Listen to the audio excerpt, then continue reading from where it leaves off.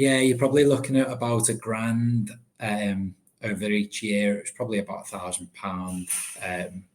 But the Newport game, the Newport game, I went straight from work, and so I went into the lounge at the airport. You can pay to get into the lounge, like 20 quid, to have a shower and everything. And I took my wedding ring off, and I forgot to put it back on. So that was another cost. I had to replace that in Thailand on the way.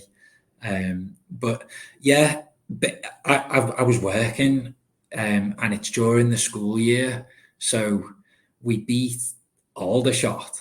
And I went out with a few mates from work after it, and one of my mates was really close with the principal of the school I was at.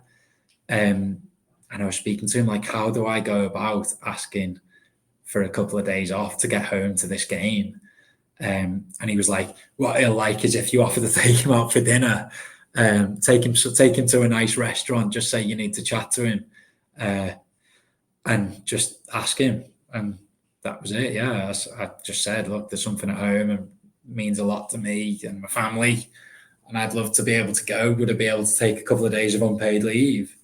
It's a once in a lifetime opportunity. It was, and I used that to justify it to the missus as well.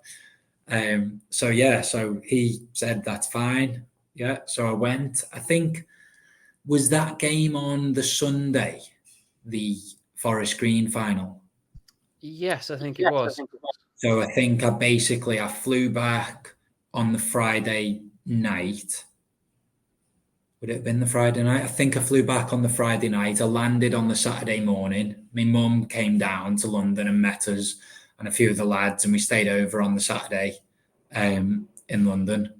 And then Sunday had the game. And then I stayed over with one of my mates on the Sunday after the game. Still, I stayed in London and flew back on the Monday. And I think I went straight into work on the Tuesday morning. Was it worth it to see a 3-1 defeat? It was always going to be worth it, especially like with my dad at the time being involved. So I think when I arrived, I went to meet my dad at the Players Hotel and all that sort of stuff. That was the year when one player, I won't name them, but when he found out about me flying back and all that, his response was, I'd have just stayed in Vietnam and watched it on the telly. And as soon as I heard that, I was like, well, that's not what I want to hear. That's not what any fan would want to hear. And lo and behold, that particular player had a pretty bad performance that day, and along with a lot of the others. But they made up for it, so I'll let them off. I won't name them. Did you do the same 12 months later then for Boreham Wood? Yeah, once in a lifetime. So the principal and my missus sort of became quite hard to say again, because obviously you had to then go and be like, look, the analogy I used was like, it's like going to your best mate's wedding and the bride doesn't turn up. You've got to go to the next wedding, haven't you, when you meet someone else? So yeah, that was sort of the justification for that. Who did we play in? Oh, it was Ebbsfleet, wasn't it? That was the year. Yeah, so I was watching that and it was, right, I've got to go. Sorry, I can't miss it now.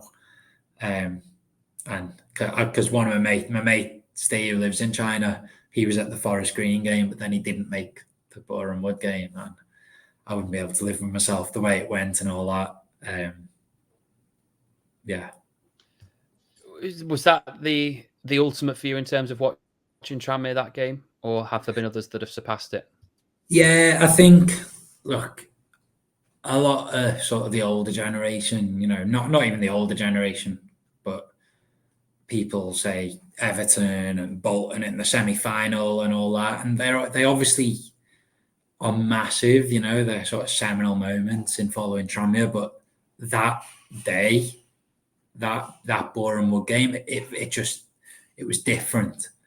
It was like the biggest roller coaster you've ever been on. The way that the game went, there's people, I was in tears, lads that I've seen at Tranmere all over the years, some who I've seen in a bit of trouble at the game and things like that, tough characters, and you see people just bursting into tears. And I think that sort of nothing, I don't think will ever beat that.